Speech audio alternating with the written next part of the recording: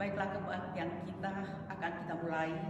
Dan saya mengucapkan selamat datang, selamat bertemu kembali dalam ibadah kita pada siang hari ini. Mari kita mempersiapkan diri kita untuk masuk dalam ibadah yang suci.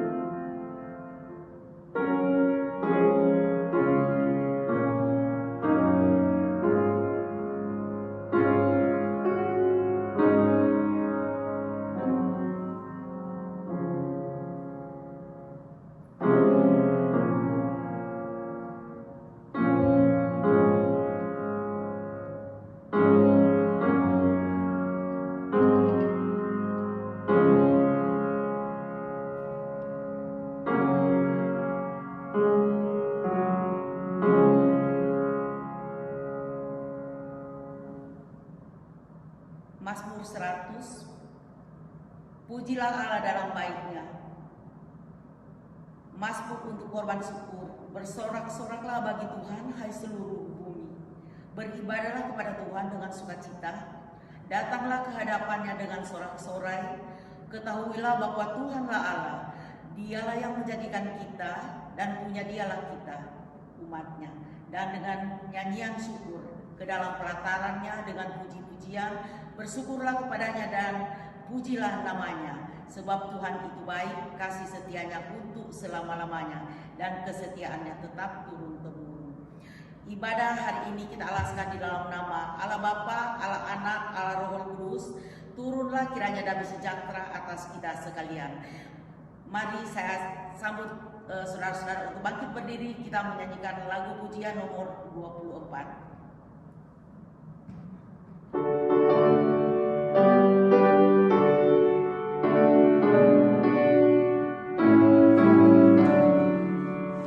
Yesus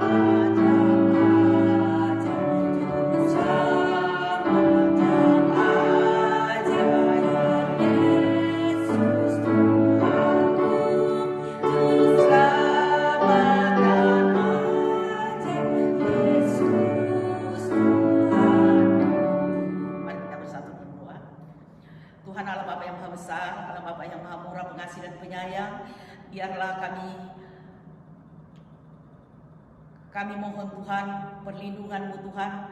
Kami mohon Tuhan kasih-Mu Tuhan. Biarlah kebaktian ini dari awal pertengahan hanya terjadi di dalam nama Tuhan Yesus.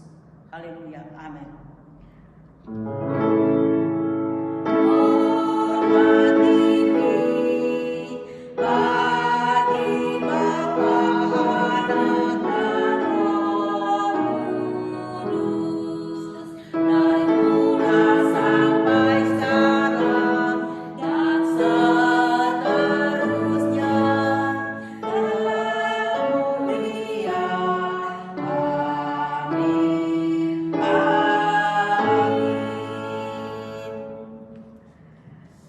Kita akan masuk pada pembacaan bersaut-sautan yang akan dipimpin oleh Ibu Tineke yang kita ambil dari nomor 29.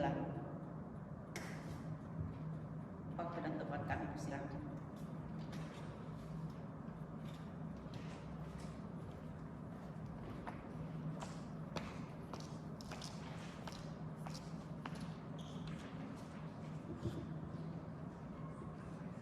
Berjaga-jaga dan sadarlah senantiasa. Berjaga-jagalah dan berdoalah, supaya kamu jangan jatuh ke dalam percobaan. Roh memang penurut, tetapi daging lemah. Hari sudah jauh malam, telah hampir siang. Sebab itu marilah kita menegakkan perbuatan-perbuatan kegelapan dan mengenakan perlengkapan senjata terang. Marilah kita hidup dengan sopan seperti pada siang hari. Jangan dalam nafsu pesta pora dan pemabokan. Jangan dalam pencabulan dan hawa nafsu. Jangan dalam perselisihan dan iri hati. Tetapi kenakanlah Tuhan Yesus Kristus sebagai perlengkapan senjata terang, dan janganlah merawat tubuhmu untuk memuaskan keinginannya. Karena itu, perhatikanlah dengan seksama bagaimana kamu hidup. Janganlah seperti orang bebal, seperti orang arif. Dan pergunakanlah waktu yang ada. Karena kamu sendiri tahu benar-benar bahwa Tuhan datang seperti pencuri pada malam. Apabila mereka mengatakan semua damai dan aman, maka tiba-tiba mereka ditimpa kebinasaan, seperti seorang perempuan hamil ditimpa oleh kesakitan bersalin. Mereka pasti tidak akan luput. Tetapi kamu, saudara-saudara, kamu tidak hidup di dalam kegelapan, sehingga hari itu tiba-tiba mendatangi kamu seperti pencuri. Karena kamu semua adalah anak-anak terang dan anak-anak siang. Kita bukanlah orang-orang malam dan orang-orang kegelapan. Sebab itu, baiklah jangan kita tidur seperti orang-orang lain, tetapi berjaga-jaga dan sadar. Tetapi engkau, hai manusia Allah, jauhilah semuanya itu. Kejarlah keadilan, ibadah, kesetiaan, kasih, kesabaran, dan kelembutan. Berbandinglah dalam pertandingan iman yang benar dan rebutlah hidup yang kekal. Untuk itulah engkau dipanggil dan engkau ikrarkan ikrar yang benar di depan banyak saksi.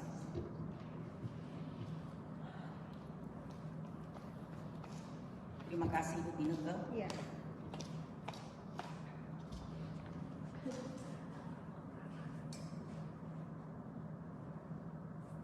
Mari kita sambut dengan sebelum kita akan masuk pada pengakuan iman rasuli, kita akan menyanyi dengan kidung pujian nomor 229. Nomor 229. Pimpin aku, lead me, Savior.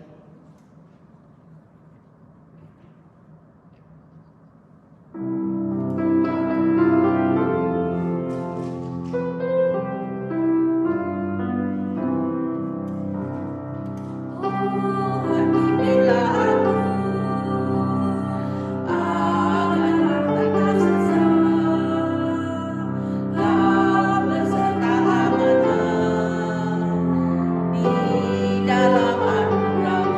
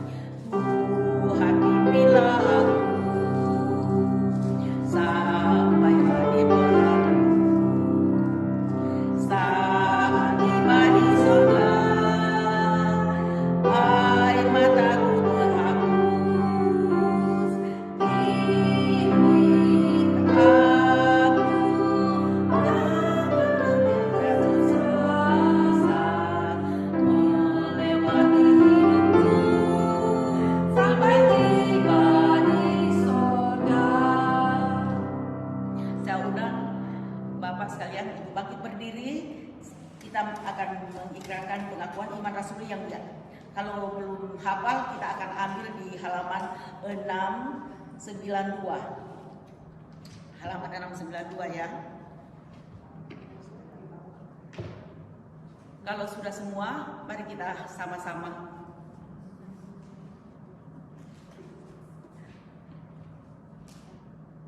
Pengakuan iman rasuli.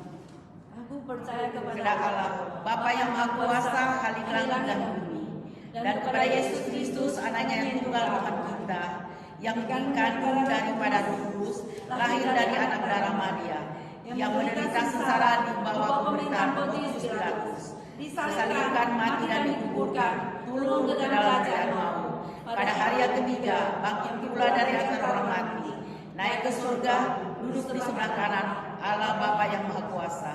Dan dari sana Dia akan datang untuk menghakimi orang yang hidup dan yang mati. Aku percaya pada Roh Kudus, gereja yang kudus dan am, persekutuan orang kudus, pengampunan dosa, kebangkitan tubuh, dan hidup yang kekal. Amin.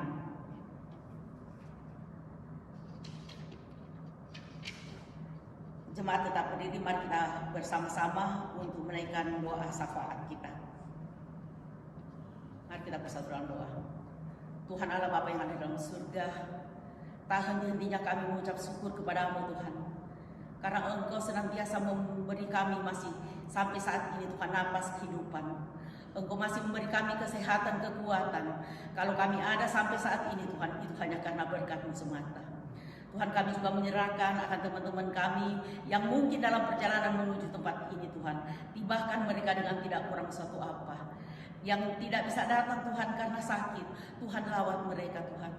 Berikan mereka kesembuhan, jamah mereka Tuhan, sehingga mereka memperoleh kekuatan kembali Tuhan. Disembuhkan dan dipulihkan, sehingga pada hari-hari yang akan datang Tuhan, mereka bisa sama-sama berkumpul di tempat ini.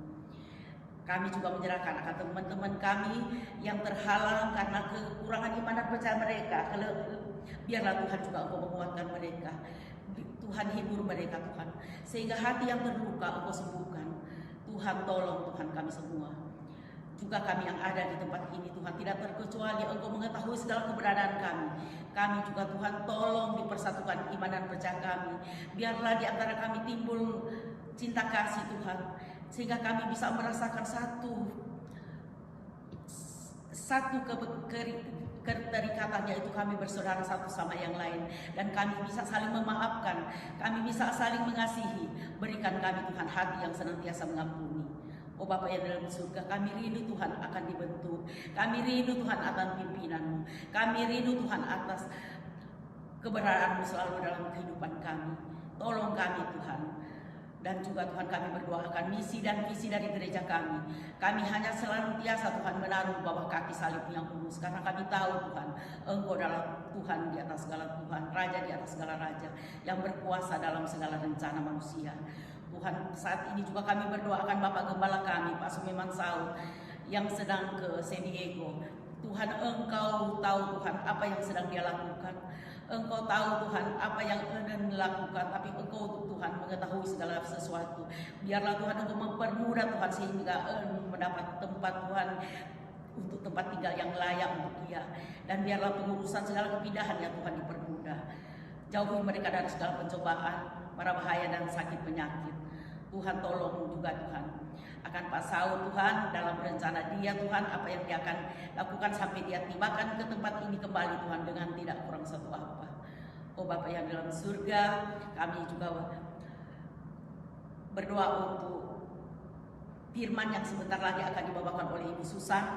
Biarlah Tuhan firman-Mu tidak Engkau pakai Ibu Susan Tuhan dengan heranan ajaib, sembunyikan dia di belakang kaki salib yang kudus, sehingga apa yang keluar dari mulutnya Tuhan bukan berasal dari dia, tapi berasal dari firman-Mu yang hidup dan kekal. Sehingga apabila kami mendengar Tuhan, firman-Mu tidak sia-sia, tapi masuk di dalam hati kami dan merubah segala bentuk kehidupan kami yang tidak benar menjadi benar di hadapan-Mu. Sehingga apabila kami pulang ke rumah kami Tuhan, kami membawa berkat yang baru senantiasa. Oh Bapa yang dalam surga, berkati semua kami yang ada di sini. Biarlah roh-roh yang tidak berkenan kami usir, kami tengking di dalam nama Tuhan Yesus. Biarlah hanya roh-Mu saja yang ada di tempat ini. Tuhan, kami juga teringat akan bangsa dan negara kami Indonesia. Tuhan, Engkau mengetahui akan Presiden Jokowi, Tuhan. Engkau berkati dia, Tuhan, dalam memerintah, Tuhan. Berikan dia hikmat, akal budi bijaksana. Berikan dia kerjasama yang baik, mulai dari eselon yang paling tinggi hingga yang terendah. Berikan kerjasama yang baik, sehingga dalam mengambil segala keputusannya, Bapak Presiden kami berikan hikmat, akal budi bijaksana dari Engkau. Oh Bapa yang dalam surga, berkati akan bangsa kami. Juga kami teringat akan gereja-gereja yang banyak masih teraniaya, Tuhan. Tolong Tuhan. Dan para misioneri yang di mana-mana tersebar di seluruh dunia, Tuhan, Engkau berikan juga mereka kemampuan sehingga mereka berani, Tuhan, menyebarkan firman-Mu di mana-mana, Tuhan. Sehingga banyak jiwa yang dimenangkan dan setiap manusia akan mendengar firman-Mu dan akan datang kepadamu. Tuhan, itulah yang menjadi kerinduan kami. Kami juga tak lupa, Tuhan, berdoakan bangsa dan negara Amerika di mana kami bertempat tinggal saat ini. Tuhan, berkati bangsa ini. Berkati akan Bapak Presiden, biarlah juga Engkau memberkati dia dalam setiap keputusannya, Tuhan. Engkau Allah yang mengetahui segalanya. Kami hanya sehati seiman, Tuhan, menyerahkan semua ini dalam tangan kasih-Mu. Kami tak banyak, Tuhan, meminta daripada-Mu karena bibir kami tak sanggup mengucapkan terlalu banyak, Tuhan. Kami hanya menyerahkan semua dalam tangan kasih-Mu semata. Dan kami hanya menyerahkan di atas nama Tuhan Yesus Kristus yang sudah mengajarkan kami doa sempurna. Bapa kami yang ada dalam surga, dikuduskanlah nama-Mu. Datanglah kerajaan-Mu, jadilah kehendak-Mu di bumi dan surga. Berilah pada hari ini makanan kami secukupnya, dan ampunilah segala kesalahan kami, seperti kami sudah mengampuni orang yang besar pada kami. Dan jangan membawa kami dalam percobaan, tetapi lepaskan kami daripada yang jahat. Karena Engkau ialah yang punya kuasa, kemuliaan sampai selama-lamanya. Amin.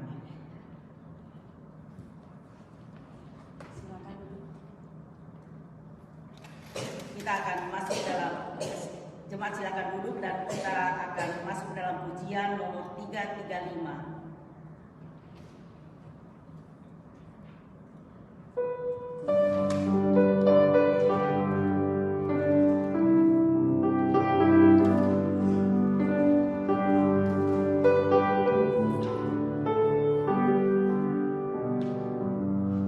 Sangat besar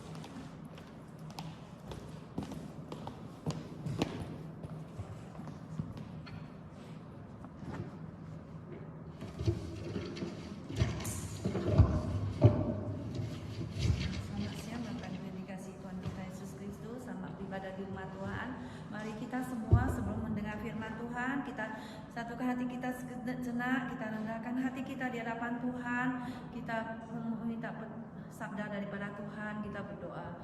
Bapa Surgawi, kami mengucap syukur dan terima kasih kepada Engkau ya Bapa. Kami mengucap syukur dan terima kasih pada Engkau Tuhan, Engkau mempertemukan kembali hari ini. Engkau memberikan kami nafas hidup, itu adalah anugerah-Mu Tuhan. Terima kasih Tuhan, Kau memampukan kami berdiri di tempat ini. Itu pun adalah kasih karunia-Mu Tuhan. Sucikan dan kuduskanlah kami Tuhan, agar kami boleh dilayakkan di hadapan-Mu Tuhan, untuk menyampaikan firman-Mu Tuhan Yesus.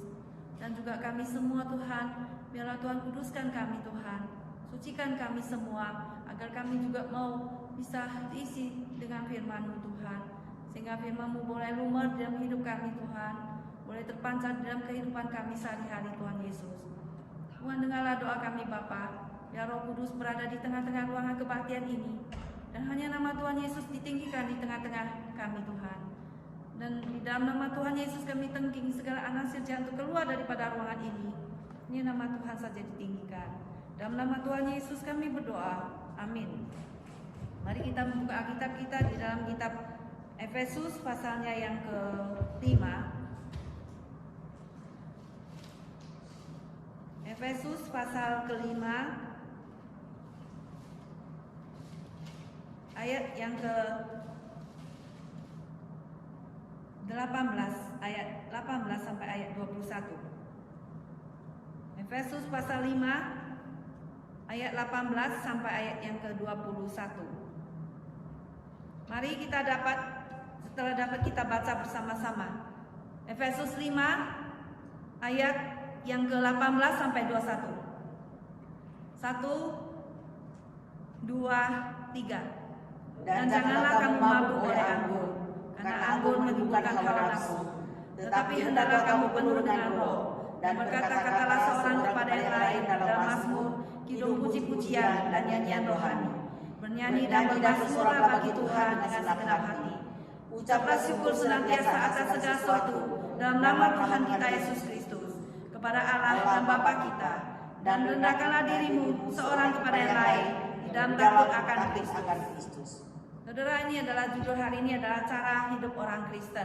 Minggu lalu telah pendeta berkata tentang turunnya Roh Kudus hari Pentakosta, yaitu Roh Kudus turun memberikan kekuatan, menjadi penghibur dan menjadi pendamping dalam hidup kita sehari-hari, menjadi parakletos yang menghibur kami dan menguatkan iman kepercayaan kita dan menuntun hidup kita. Dan saudara, demikianlah Roh Kudus turun dan memberikan kesaksian kepada para rasul, dan para rasul menjadi berani di dalam menyampaikan firman Tuhan, sehingga 3.000 orang menjadi bertobat, bahkan lebih lagi sampai 5.000 orang bertobat pada hari Pentakosta itu. Dan semua para jemaat hidup bersekutu bersama di dalam ketekunan akan firman Tuhan, dan Injil Yesus Kristus disampaikan ke seluruh dunia sampai Tuhan Yesus datang kembali. Dan sampai saat ini Yesus Kristus disampaikan kepada kita, dan sejak Roh Kudus turun, Dia tidak akan pernah kembali lagi dan tinggal di tengah-tengah kita, tinggal di dalam hidup orang percaya, dan tinggal di dalam hati kita masing-masing. Dan saudara, hari ini juga firman Tuhan menegur kepada setiap kita, yaitu supaya kita penuh dengan Roh Kudus, yaitu sebagai hidup orang Kristen daripada abad mula-mula setelah turunnya Roh Kudus hari Pentakosta itu sampai pada hari ini dan sampai hari kedatangan Tuhan Yesus yang kedua kalinya, kita akan harus tetap patuh di dalam untuk tetap penuh dengan Roh Kudus. Ayat ke-18. Di sini Paulus mengkontraskan menjadi mabuk oleh anggur yang menghasilkan efek-efek yang membahayakan dengan dipenuhi oleh Roh Kudus yang menghasilkan efek-efek yang positif ataupun karakter yang positif di dalam hidup kita sehari-hari. Dan saat ini kita melihat bagaimana kejahatan mabuk oleh anggur itu yang dicela juga dalam daftar kejahatan di dalam Galatia pasal yang ke-6. Kita melihat Galatia pasal yang ke-6. Saudara sekalian, mari kita membuka Alkitab Galatia 6 ayat 19 sampai 21, yaitu sebelum kitab Efesus tadi. Galatia 6 ayat 19 sampai ayatnya yang ke-21.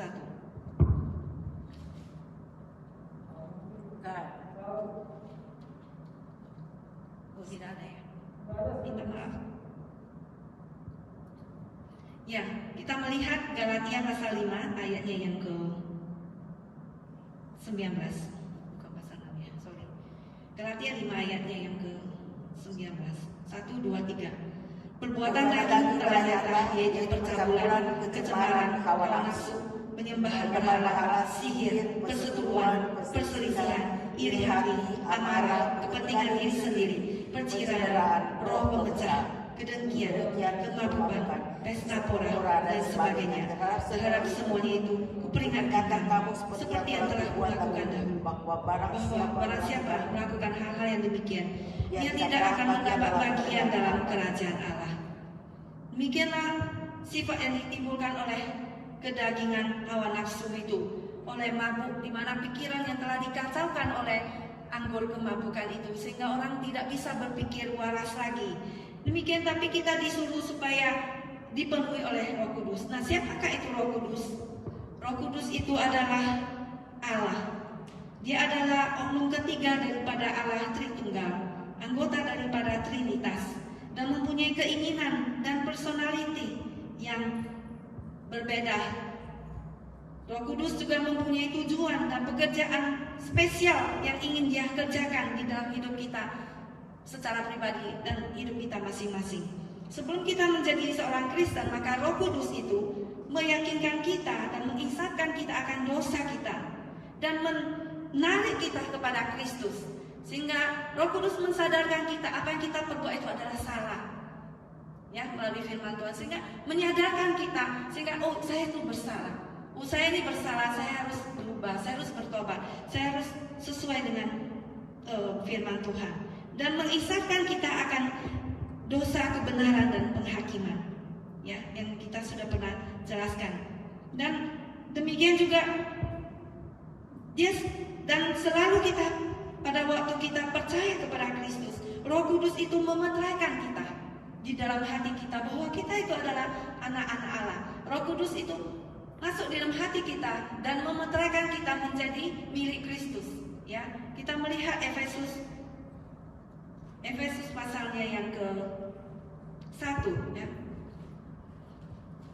Kembali kita melihat kitab Efesus pasalnya yang pertama, ayatnya yang ke-13b. Ayat 13 saya bacain. Di dalam Dia kamu juga, karena kamu telah mendengar firman kebenaran, yaitu Injil keselamatanmu.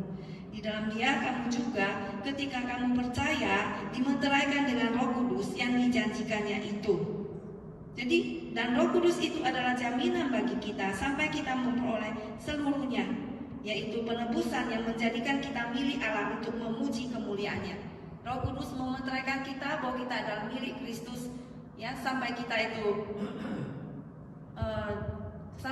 itu bertemu dengan Tuhan. Selanjutnya, Roh Kudus itu, ya, juga meyakinkan kita, ya, tadi kita itu sudah menarik kita pada Kristus, dimeteraikan dalam diri kita, dan selanjutnya Roh Kudus memimpin kita, memimpin hidup kita, memberi kekuatan pada kita, memenuhi hati kita, memenuhi pikiran kita setiap hari. Yang terpenting adalah bukan berapa banyak Roh Kudus yang kita miliki, dikatakan filled with the Holy Spirit, yang penuh dengan Roh Kudus. Berapa banyak dari Roh Kudus yang kita punya, tetapi berapa banyak kita itu dimiliki, ya, atau dipunyai oleh Roh Kudus. Berapa banyak dalam hidup kita mau dibimbing oleh Roh Kudus. Ketika kita dipenuhi Roh Kudus, itu berarti Roh Kudus mengontrol hidup kita. Ketika kita meminta Allah memenuhi kita dengan Roh Kudus, itu kita sedang meminta Roh Kudus itu untuk mengontrol, ya, hidup kita, bahwa kita itu adalah sepenuhnya milik Allah.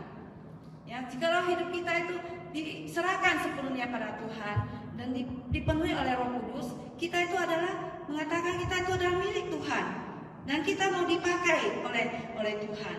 Di dalam Efesus pasal 5 ayat 18, ya, melukiskan dipenuhi oleh Roh Kudus itu mempunyai arti itu adalah menyebar atau menerobos.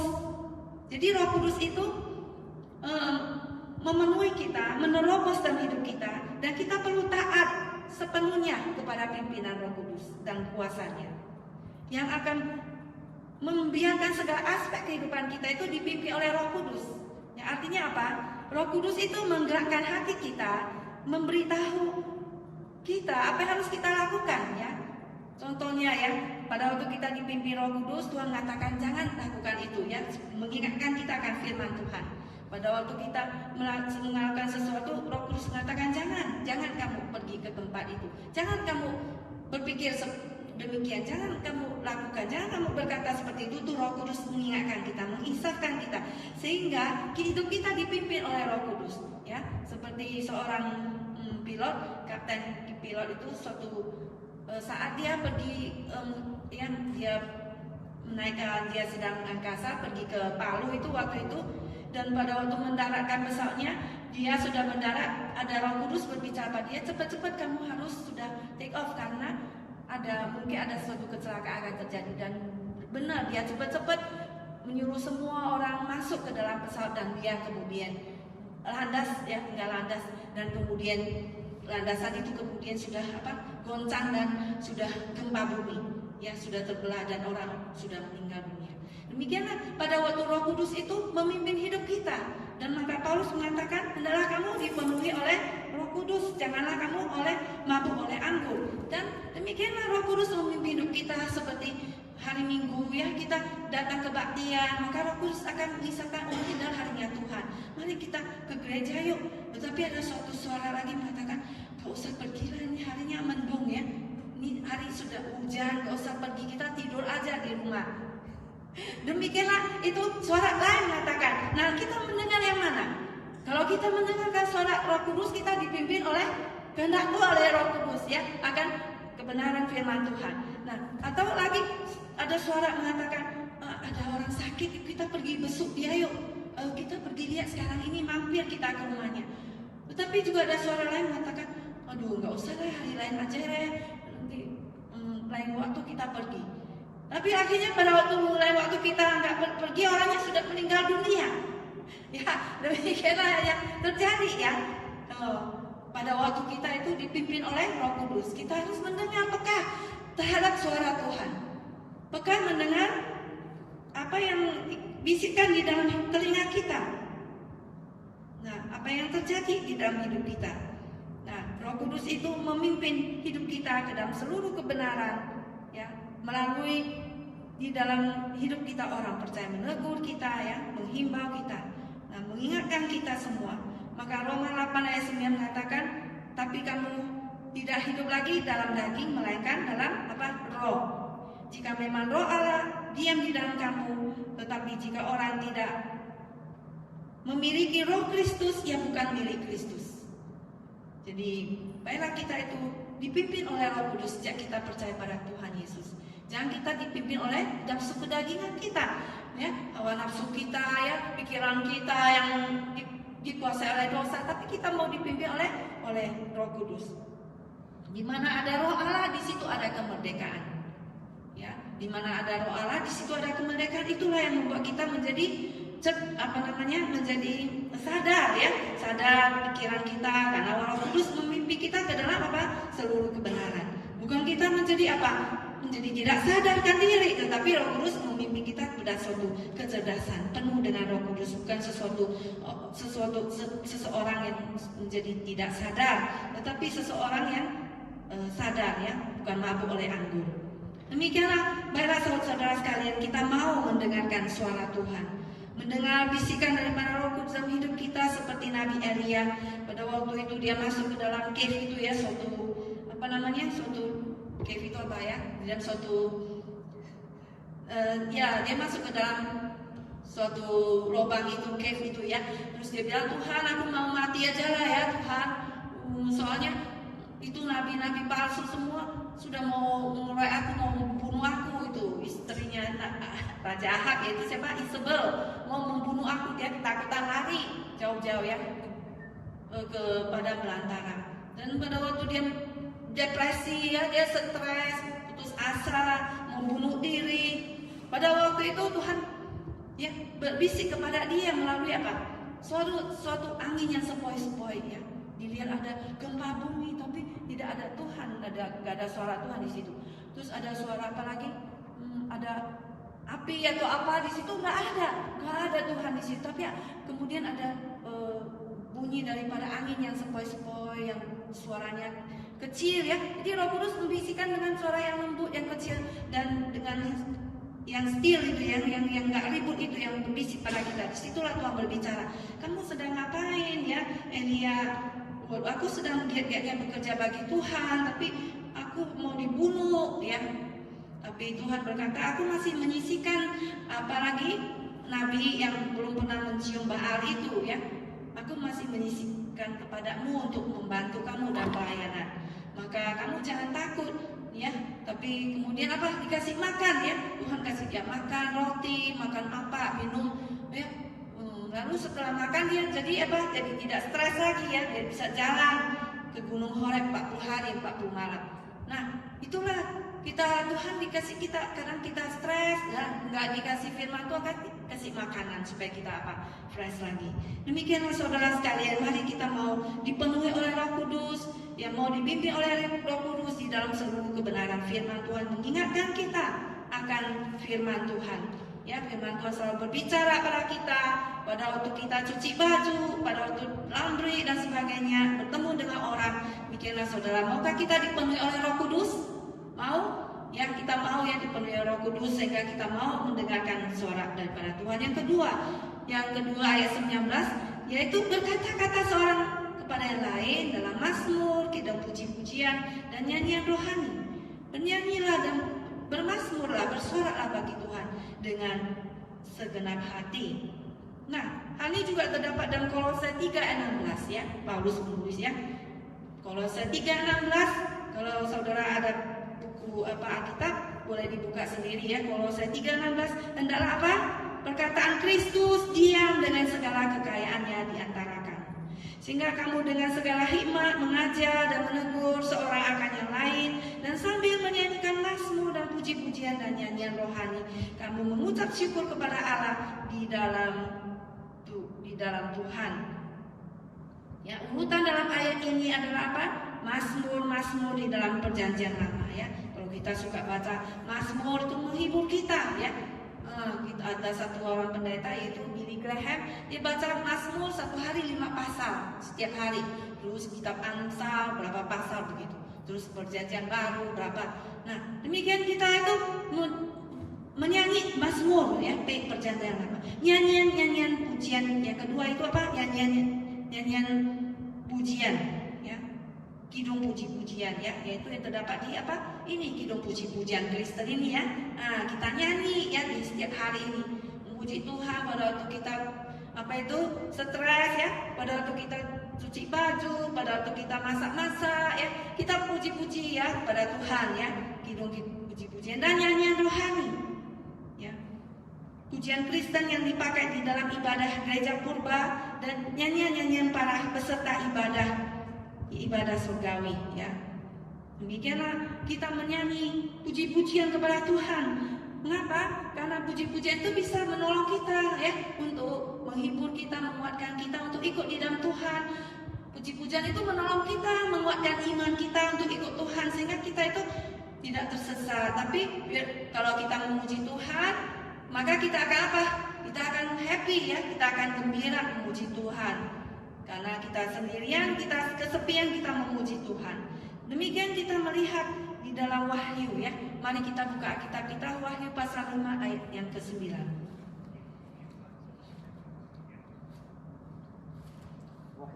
Wahyu 5 ayat ke-9. Wahyu pasal 5 ayat ke-9.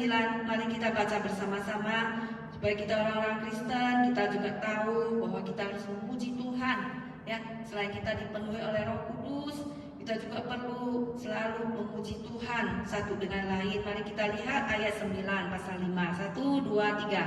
Dan mereka menyanyikan suatu nyanyian baru, katanya. Engkau layak menerima gulungan kitab itu dan membuka meterai-meterainya, karena engkau telah disembelih, dan dengan darahmu engkau telah membeli mereka bagi Allah dari setiap-tiap suku dan bahasa dan kaum dan bangsa.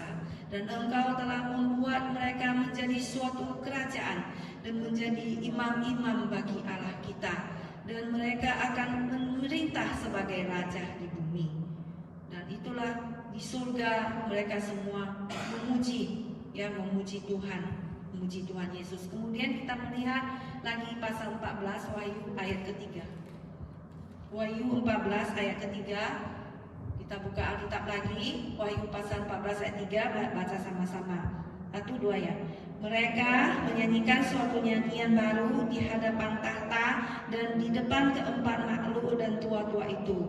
Dan tidak seorang pun yang dapat mempelajari nyanyian itu selain daripada semua 44.000 orang yang telah ditebus dari bumi itu. Kemudian kita baca lagi Wahyu 15 ayat ketiga. Wahyu 15 ayat 3.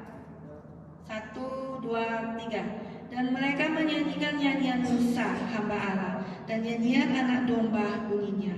Besar dan ajaib segala pekerjaan-Mu ya Tuhan, Allah yang maha kuasa.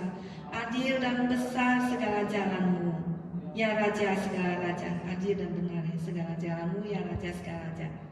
Terus ya demikianlah kita sampai ayat keempat ya, kita baca lagi. Siapakah yang tidak takut ya Tuhan dan yang tidak memuliakan nama-Mu? Sebab Engkau Raja yang kudus. Sebab Engkau saja yang kudus, karena semua bangsa akan datang dan sujud menyembah Engkau. Sebab telah nyata kebenaran segala penghakiman-Mu. Demikianlah Yesus Kristus akan disembah oleh segala suku bangsa. Mereka semua akan memuji Tuhan dan tidak ada yang tidak takut kepada Tuhan. Karena Injil keselamatan yang akan disebarkan ke segala penjuru dunia, kebenaran Injil Yesus Kristus akan disampaikan dan semua orang akan percaya kepada Tuhan yang mendengarnya dan yang akan diselamatkan. Kita melihat di dalam perjanjian lama Raja Yosafat ya. Raja Yosafat ketika diserang oleh siapa? Oleh Bani Moab, oleh Bani Ammon, oleh orang-orang dari pegunungan Seir, itu orang-orang Edom itu ya. Wah, begitu banyak tentaranya itu mau menyerang kerajaan daripada Yehuda. Dan waktu itu Raja Yosafat tidak tahu harus bagaimana, dia cuma berdoa, Tuhan bagaimana ini ya, aku cuma serahkan ke dalam tangan Engkau. Apa yang harus kami lakukan ya Tuhan untuk begini banyak orang mau datang menyerang kami. Terus diberitahulah ya kan ada laskar yang begitu besar ya. Dan dia berdoa berkata, Tuhan mataku tertuju kepada Engkau, mataku tertuju padamu. Ya pada waktu berdoa demikianlah imam-imam mengatakan pada waktu itu kalian bernyanyi aja memuji Tuhan ya pada waktu menyerang. Kalian gak usah bertempur, Tuhan yang akan bertempur melawan kalian. Dan pada waktu hari penyerangan Raja Yosafat menyuruh ya segenap umat Israel memuji Tuhan, menyanyi. Dan semua para imam dan semua tentara menyanyi memuji Tuhan. Dan pada waktu mereka memuji Tuhan, apa yang terjadi? Mereka itu dipukul kalah oleh Tuhan. Yaitu Bani daripada Moab, Bani Ammon dikalahkan. Kemudian setelah itu ada juga keluar orang-orang pegunungan Edom itu, orang Seir. Pada waktu mereka itu datang dihadang, mereka saling serang juga. Ya, mereka saling bunuh. Akhirnya semua mati terbunuh. Karena Tuhan berkarya di tengah mereka. Jadi begitulah puji-pujian itu begitu sangat berkuasa. Dan semua mereka mati. Dan begitulah Raja Yosafat memuji Tuhan. Ya, demikian kita disuruh memuji Tuhan. Di dalam perjanjian baru ada juga. Siapa itu yang memuji Tuhan di dalam penjara? Yaitu siapa? Paulus dan Silas ya. Waktu masuk di dalam penjara digrogol tangannya itu ya. Kakinya dipasung itu karena dia memberitakan Injil. Masuk di dalam penjara, dimasukkan di ruang paling tengah, dikurung di situ. Kakinya dipasung, yaitu Paulus dan Silas dua-dua, seperti penjahat. Tapi pada waktu tengah malam mereka berdua memuji Tuhan. Ya, pada waktu mereka berdua memuji Tuhan, apa yang terjadi? Maka sendi-sendi daripada penjara itu apa? Goncang. Terjadi apa? Gempa bumi. Dan semua pintu penjara itu terbuka semua. Dan mereka punya apa itu? Ya punya besi ya yang grogolnya itu kelepas. Dan demikianlah mereka itu muji Tuhan dan mereka pintunya kebuka semua. Dan pada waktu itu kepala penjara melihatnya, Apa yang terjadi waktu ini? Lah, penjara itu sudah ketakutan, takut mereka keluar karena mati lampu semua gelap. Lalu dia mau bunuh diri, para penjara, karena dia bertanggung jawab. Maka dikatakan jangan bunuh diri, ya. Kami masih ada di sini, kata Paulus. Lalu para penjara mengatakan, apa yang harus kami perbuat, ya saudara-saudara? Maka Paulus mengatakan, percayalah kamu pada Tuhan Yesus Kristus dan kamu akan selamat, engkau dan seisi keluargamu. Kepala penjara akhirnya percaya kepada Tuhan Yesus dan seisi keluarganya dibaptis, ya, dan mereka semua diselamatkan. Nah, saudara semua sudah dibaptis belum, ya? Semua sudah dibaptis, ya. Demikianlah kita patut memuji Tuhan, mengucapkan syukur, berkata-kata seorang yang lain dengan memuji Tuhan, ya. Sudahkah kita selalu memuji Tuhan dalam hidup kita, ya? Mari kita senantiasa, ya, mengingatkan, memuji Tuhan. Kemudian yang selanjutnya yang ketiga, yaitu ayat 20. Apa itu ayat 20? Yaitu ucaplah syukur senantiasa atas apa? Segala sesuatu di dalam nama Tuhan kita Yesus Kristus kepada Allah dan Bapa kita, ya. Ketika engkau merasa down, ketika engkau merasa kesusahan, ya, merasa stres, mengalami depresi, ya, maka kita selalu lupa untuk mengucap syukur. Kita susah untuk mengucap syukur. Tetapi dikatakan kuatkanlah hatimu bahwa apa? Allah itu turut bekerja di dalam segala sesuatu untuk mendatangkan kebaikan bagi mereka yang mengasihi Dia. Itu bagi mereka yang terpanggil sesuai dengan rencana Allah. Roma 8:28. Ya, puji Tuhan, Tuhan bekerja dalam segala kesulitan hidup kita. Ya. Puji Tuhan bahwa bukan kepada problem atau masalah kita, tetapi kekuatan yang Dia sedang bangun di dalam engkau melalui pengalaman yang sulit itu di dalam hidupmu. Bahwa Tuhan memberikan kekuatan, ya. Tuhan akan menolongmu, memberikan engkau apa? Damai sejahtera dan kekuatan. Kita dapat pastikan bahwa kasih Allah itu akan menopang setiap kita. Tuhan ingin kita berterima kasih kepadanya, ya. Berterima kasih, at least kita bisa berterima kasih atas nafas hidup kita, ya. Itu adalah aset hidup kita dan kekayaan kita, apa? Waktu kita mati, maka sebatas itulah nafas kita, ya. Nafas hidup kita, umur kita itu adalah kekayaan hidup kita. Dan kita bersyukur kepada Tuhan. Bersyukur apalagi atas Tuhan Yesus, ya kan, yang sudah mati di kayu salib bagi kita, menebus kita dan sudah menebus kita dan menyelamatkan kita. Bersyukur atas iman kepercayaan kepada Tuhan. Nah, kita bersyukur kepada Tuhan. Bukan kepada kesulitan itu kita bersyukur, tapi di balik semua kesulitan itu Tuhan akan mendatangkan apa? Kebaikan bagi kita yang mengasihi Tuhan, ya.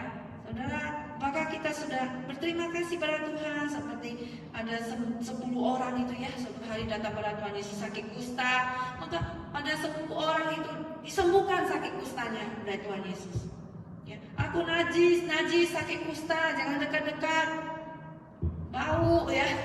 Lalu nanti penyakitnya menyebar, terus kemudian apa? Disembuhkan oleh Tuhan Yesus penyakitnya najis waktu itu. Lalu orang sakit kusta itu semua pada pergi, pertunjukkanlah dirimu pada imam bahwa kau sudah sembuh di bait Allah. Waktu mereka sedang jalan, mereka lihat, oh, tubuh saya sudah sembuh, sudah bersih tangan, saya punya kulit sudah putih, ya, sudah semua bersih. Lalu ada satu orang yang kembali datang apa? Bertemu Tuhan Yesus dan mengucapkan apa? Terima kasih. Tapi mana yang 9 itu? 9 orang itu kemana? Tuhan Yesus bilang, kenapa cuma 1 orang yang kembali mengucapkan syukur? Kemana yang 9 orang itu? Mengapa mereka lupa untuk mengucapkan syukur? Tuhan Yesus, ya, senang kalau kita mengucapkan terima kasih kepada Dia. Demikianlah saudara sekalian, sedikit apapun yang kebaikan yang kita alami, sering kita harus mengucapkan apa? Terima kasih. Demikianlah kalau kita menerima pemberian orang, kita selalu mengucapkan terima kasih. Maka orang yang mendengar itu senang sekali. Demikianlah kita juga, ya, sekecil apapun di dalam hidup kita harusnya kita mengucapkan syukur, ya. Bukan kita akan stres, ya, kalau mendengar orang suka mengomel, itu mobil parkir di situ menghalangi jalanku, demikian. Aduh, kita dengannya bagaimana? Kita dengannya sangat stres sekali. Demikianlah lebih baik kita memuji Tuhan ketika kita diomelin orang, jawaban kita apa? Dan nanti puji Tuhan. Pada waktu kita mengatakan puji Tuhan, maka ada apa? Ada kekuatan yang turun pada kita. Kita selalu mengucap syukur. Maka kita jangan membalas kejahatan dengan kejahatan, tapi dengan berkat ya, kita berkati mereka ya, dengan mengutuk. Saudara sekalian mengucap syukur. Apakah kita selalu juga mengucap syukur untuk semua kesehatan dan semua yang Tuhan berikan kepada kita ya. Aset kita yang paling besar itu bukan harta kekayaan ya. Aset kita yang paling besar apa? Tadi bilang iman, nafas hidup kita, apalagi aset hidup kita yang paling besar itu apalagi? Teman-teman ya kan? Jemaat, jemaatnya semua itu adalah aset kita, membuat kita bersyukur. Apalagi yaitu kekayaan kita yang paling besar, kita mengucap syukur. Apalagi yaitu tempat-tempat yang kita kunjungi ya. Kita banyak mengunjungi tempat-tempat, itu adalah aset kita ya kan. Dan kita cuma adanya di Indonesia atau di sini ya, tapi kita selalu ada kesempatan tempat lain untuk menginjili ya. Ada waktu kita menginjili orang lain, itu adalah aset kita. Kita mengucap syukur kepada Tuhan ya, mengucap syukur untuk kesehatan ya. Saat ini kita belum meninggal ya, berarti masih ada tugas yang Tuhan berikan kepada kita. Saudara, mari kita selalu mengucap syukur, karena kalau kita bersungguh-sungguh orang mendengarnya menjadi stres ya. Dan kemudian yang keempat apalagi? Yaitu rendahkanlah dirimu seorang akan lain di dalam takut akan Kristus, ayat 21a ya. Terjemahan lebih tepat di sini adalah taatilah, yang rendahkanlah diri, artinya taatilah seorang terhadap yang lain ya. Taat antara satu dengan lain adalah sesuatu hal yang susah ya kan. Tapi kalau orang tersebut mengatakan kebenaran dan dia takut pada Tuhan, maka kita juga harus mendengar mereka ya. Sekalipun siapa? Anak kecil misalnya, anak-anak kecil ya, anak-anak kita, anak kecil datang kasih tahu kita ya. Apakah kita marah? Tidak kan? Kita harus mendengar juga kan, karena itu juga suara Tuhan berbicara kepada kita ya. Kalau ada anak-anak kita menegur kita, aduh ma, kamu kok begini ya, itu berarti dia sudah, Tuhan menegur kita melalui anak-anak kita, maka kita juga mendengar. Nah, rendahkan diri kita seorang akan lain, taat satu dengan lain itu ya. Tentulah kita juga harus melihat kebaikan orang lain ya. Kalau seseorang itu ada, tentu semua orang tidak ada yang perfect ya, tapi kalau kita selalu mengingat-ingat kesalahan orang, maka kita akan apa? Tidak bisa lagi dengar dia, nggak bisa taat. Tapi kalau kita melihat kebaikan seseorang, maka kita juga akan apa? Mendengar, melihat kebaikan dia, maka kita juga akan mentaati ya. Kita akan mendapatkan kebaikan daripada orang tersebut. Sekecil apapun saudara sekalian ya, kita itu adalah dikasih tahu, kita anak-anak hormati orang tua, betul nggak? Waktu kita kecil ya, orang tua dihormati ya, kita taat pada orang tua. Tapi gimana kalau orang tua juga kurang ajar ya? Tapi Tuhan Yesus mengatakan taatilah orang tuamu di dalam Tuhan, dan nasihat daripada Tuhan ya. Kalau melanggar firman Tuhan, kita apa? Doakan mereka. Tetapi juga dikatakan kita mentaati bapak-bapak gereja kita ya, mentaati orang-orang yang lebih tua, hamba Tuhan ya, mentaati mereka, mentaati orang-orang ya, rasul-rasul, nabi-nabi, mentaati orang di atas kita semua ya. Kita mentaati satu dengan lain, mendengar mereka ya. Di sini bukan aku sendirian ya, di sini aku juga ada di sini, semua kita tanpa kita semua sih nggak ada apa-apanya. Aku taat juga kepada siapa? Naomi, dan semua orang di sini kita saling mentaati, bukan? Karena kita nggak bisa hidup sendirian ya, karena komunitas daripada firman Tuhan, komunitas gereja itu adalah saling mensupport satu dengan lain dengan nasihat apa? Firman Tuhan. Kita tidak bisa berdiri sendiri, kita ada di dalam komunitas daripada Kristus seperti gereja mula-mula ya. Tidak ada satupun milik pribadi, ada milik sendiri, tapi semua dibagi bersama. Dan kita itu saling menegur kesalahan satu dengan lain, sehingga kita dibangunkan di dalam Kristus ya. Dibangunkan di dalam Kristus, iman kita dibangunkan satu dengan lain. Nah, kita juga taat kepada guru-guru kita ya, anak-anak kita ya. Anak-anak kita kalau ngomong ya, kalau benar kita dengerin, kita taat. Jadi demikianlah kita dikatakan rendahkan dirimu, taati dirimu seorang dengan lain, mentaati yang kecil taat pada yang tua juga akan taat yang pada yang kecil. Karena Demikianlah kita dibangun di dalam iman kepercayaan kita pada Kristus, di dalam kerohanian kita. Ya, yang keempat ya, tentu sulit tetapi rendah hati, itulah dikatakan di sini ayat yang keempat itu. Mari saudara kita mendengarkan satu dengan lain, kita mau mendengarkan nasihat firman Tuhan sehingga gereja Tuhan dibangunkan. Injil keselamatan Yesus dimasyurkan. Kemudian yang kelima, takut kepada Kristus. Ayatnya yang ke-21b. Ya, takut kepada Kristus. Kalau di dalam perjanjian lama banyak dibicarakan tentang takut kepada Tuhan, bukan di dalam kitab Amsal ya, pasal 1 ayat 7, takut akan Tuhan adalah apa? Permulaan pengetahuan, tapi orang bodoh menghina hikmat dan didikan. Terus kemudian kita juga melihat Mazmur, juga dikatakan 112 ayat 1 dikatakan haleluya, berbahagialah orang yang takut akan Tuhan, yang sangat suka kepada segala perintahnya. Berbahagialah orang yang takut pada Tuhan, ya. Takut pada Tuhan, kitab Amsal banyak katakan. Tetapi dalam perjanjian lama yang 1 ayat dikatakan takut kepada Kristus. Siapakah itu Kristus, saudara sekalian? Karena Kristus itu adalah Allah, maka kita patut takut kepada Kristus, Allah yang inkarnasi ke dalam dunia untuk menebus dosa kita.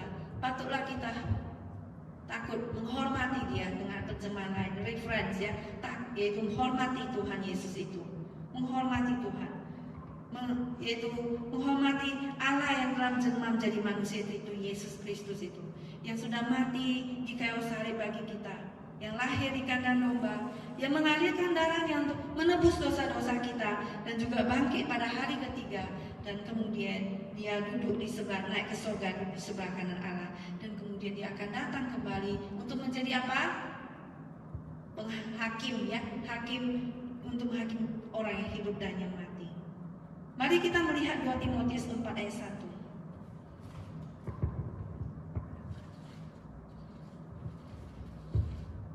2 Timotius pasalnya yang keempat ayat pertama.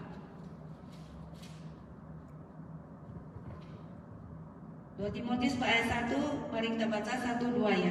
Di hadapan Allah dan Kristus Yesus yang akan menghakimi orang hidup dan yang mati, aku berpesan dengan sungguh-sungguh kepadamu demi penyataannya dan demi kerajaannya.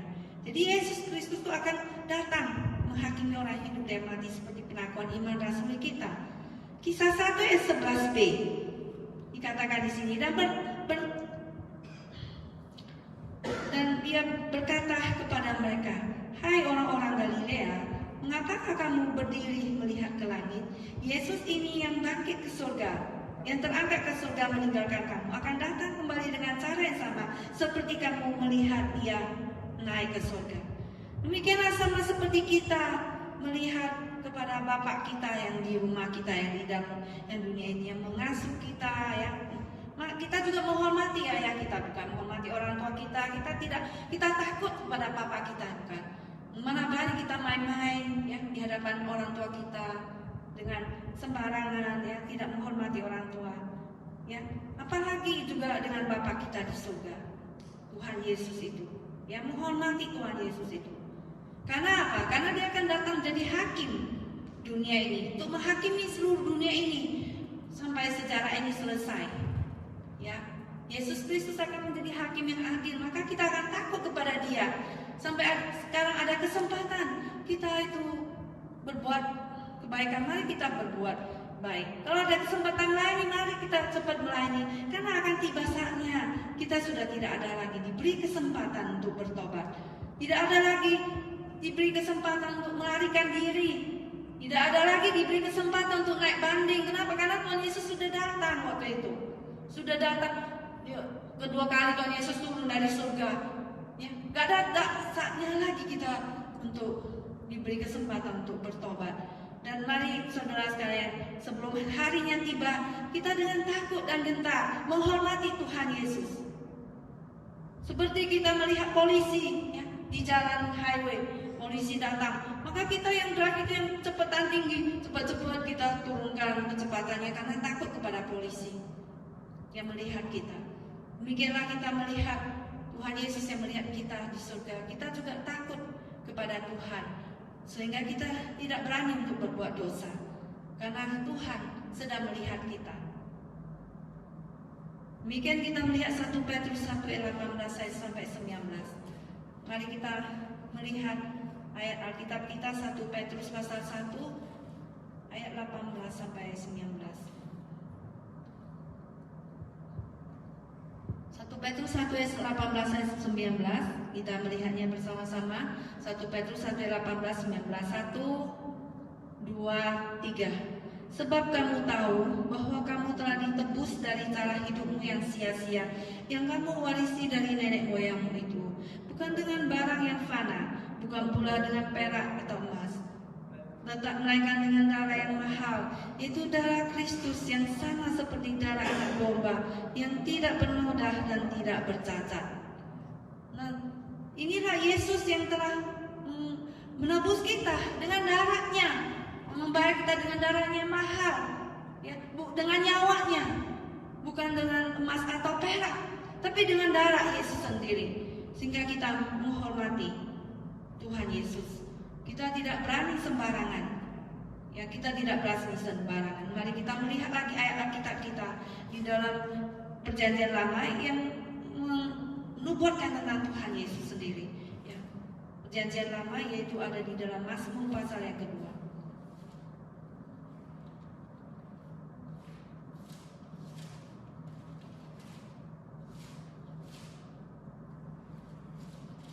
Mazmur pasal kedua kita melihat Perjanjian Lama ayatnya yang ke-8.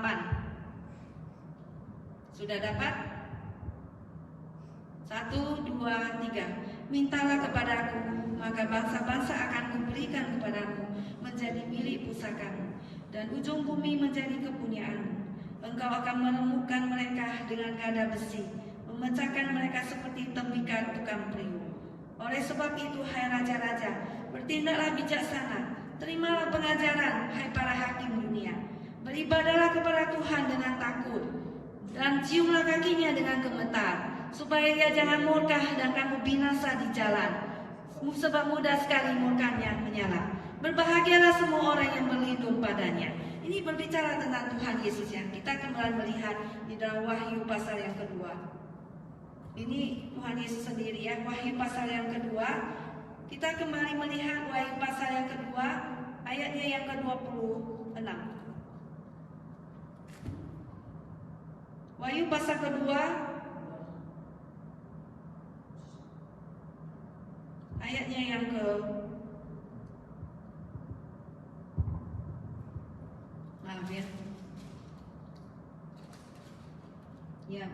Wahyu pasalnya yang kedua, ayatnya yang ke-26, ya.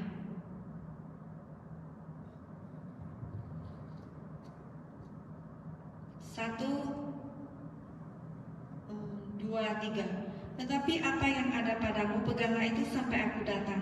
Dan barang siapa menang dan melakukan pekerjaanku sampai kesudahannya, kepadanya akan kukaruniakan kuasa atas bangsa-bangsa. Saya akan melihat kembali, saudara, Mazmur pasal yang kedua tadi, yaitu digenapi di dalam diri Tuhan Yesus. Tuhan Yesus itu akan menjadi raja, segala raja, dan Tuhan atas segala Tuhan. Dan dia akan memerintahkan bangsa-bangsa, ya. Kita melihat ke dalam Wahyu pasal 2 ayat 26 sampai 27. 26 sampai 27. Ya, tadi saya sudah ayat 27 kita baca sama-sama, ya.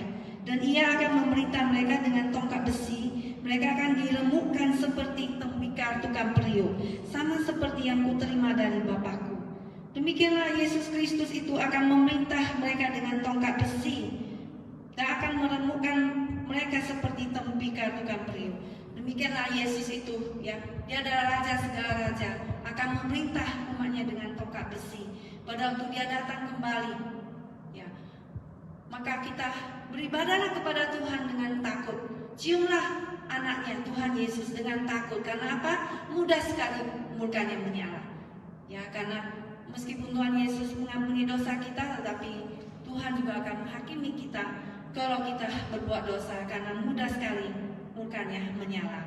Demikianlah saudara firman Tuhan hari ini, bahwa Tuhan itu akan bertahta, akan datang kembali kedua kali. Kita kembali melihat Filipi pasal 2 ayat 10. Filipi pasal 2 ayatnya yang ke-10.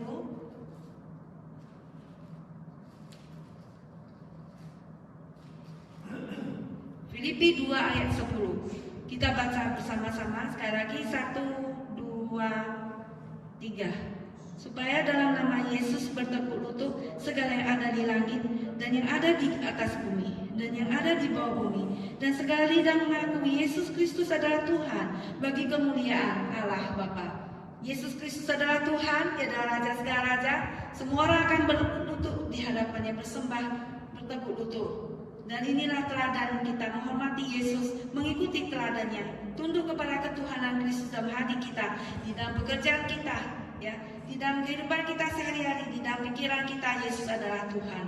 Dalam hati kita, dalam emosi kita, Yesus adalah Tuhan. Yesus adalah pemerintah dalam kita, Yesus adalah Tuhan. Saudara sekalian, mari kita takut kepada Kristus, kita menghormati Tuhan Yesus dalam hidup kita sehari-hari, sehingga kita itu tidak berani sembarangan bermain di dalam anugerah Tuhan dan keselamatan Tuhan. Karena akan dibawa punya keselamatan, tidak di kesempatan itu sudah habis. Mari kita masuk ke dalam doa. Bapa di dalam surga, kami mengucap syukur dan terima kasih kepada Engkau ya Bapa, bahwa Engkau senantiasa berbicara kepada setiap kami Tuhan, bahwa Engkau mengasihi kami Tuhan. Terima kasih Tuhan Yesus, biarlah kami menghargai kasih-Mu Tuhan, biarlah kami selalu mengucap syukur akan kasih-Mu yang sedikit apapun yang kami alami Tuhan, sehingga kami tidak bersungguh-sungguh dalam hidup kami Tuhan, tapi semua kami adalah berkat anugerah-Mu Tuhan. Kami senantiasa mengucap syukur, kami selalu hidup takut kepadamu, kami selalu menghormati Engkau Tuhan Yesus. Engkau bertahtalah Tuhan di dalam hati kami Tuhan Yesus, menjadi Tuhan kami, mengatur segala aspek kehidupan kami Tuhan, sehingga kami mau dikuasai oleh Roh-Mu yang kudus Tuhan. Kami mengakui kami adalah milik-Mu Tuhan. Kami sudah tidak ada lagi kuasa sedikit pun dalam diri kami, karena kami adalah budak-Mu, kami adalah dulos-Mu, kami adalah hamba-Mu Tuhan Yesus. Bahwa di dalam seluruh aspek kami tidak ada hak kepemilikan, karena milik kami sudah tidak ada lagi, karena Engkau adalah, kami adalah milik-Mu Tuhan Yesus. Tuhan, terima kasih Bapa dalam surga, biarlah Tuhan Engkau memberkati setiap kami yang sudah hadir Bapa. Terpuji nama Engkau Bapa, biarlah Engkau bertatalah Tuhan di dalam gereja kami. Kami berani mengabarkan Injil keselamatan Tuhan Yesus yang begitu mulia, begitu benar Tuhan. Injil Tuhan Yesus Kristus yang satu-satunya Tuhan, yang memang benar, yang sejati Tuhan, yang memang sesungguhnya. Dan Tuhan, Engkau Tuhan yang hidup, bertatalah Tuhan di dalam kehidupan kami, dalam hati kami, di dalam gereja-Mu Tuhan Yesus. Tuhan, terima kasih Tuhan Yesus. Dengarlah doa kami ya Bapa. Kami sujud menyembah-Mu Tuhan. Engkaulah Tuhan kami, Tuhan segala Tuhan, Raja segala Raja. Dalam nama Tuhan Yesus kami berdoa. Amin. Silakan Tuhan.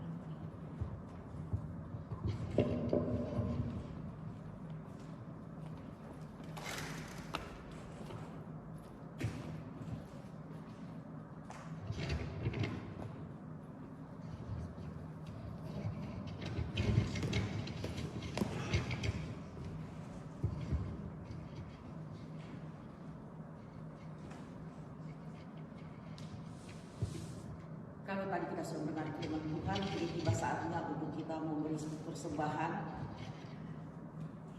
Dan kita sambut dengan lagu Hidup Pujian nomor 322. Ayatnya yang kedua, persembahan kita disarankan 322 ya.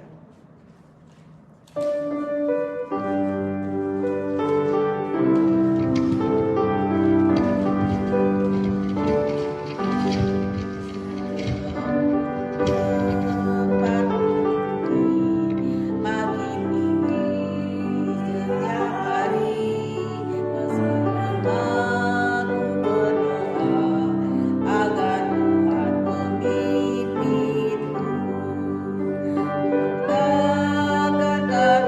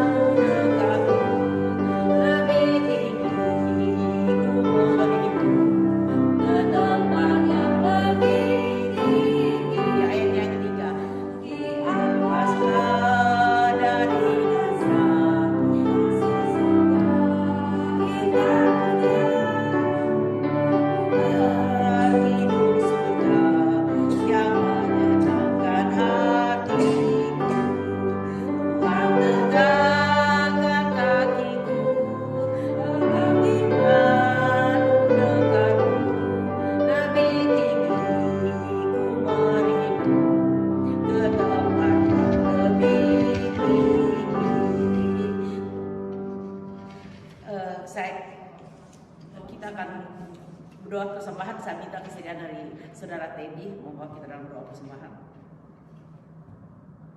Terima kasih Tuhan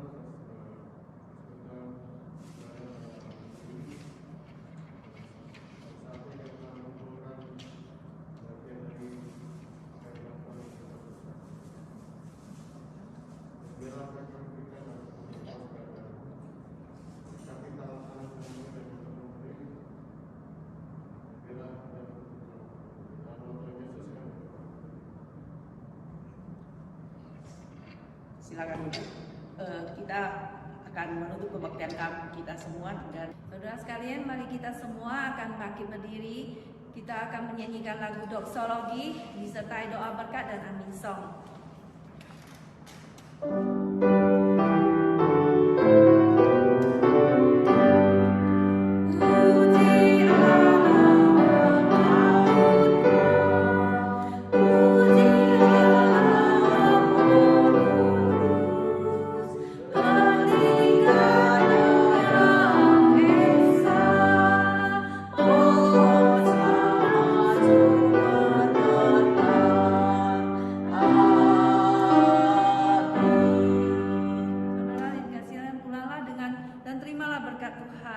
Maka damai sejahtera daripada Allah Bapa dan keselamatan daripada Tuhan kita Yesus Kristus dan penyertaan dan penghiburan dan penguatan daripada Roh Kudus dalam menyertai kita sekalian daripada saat ini sampai Maranatha. Amin.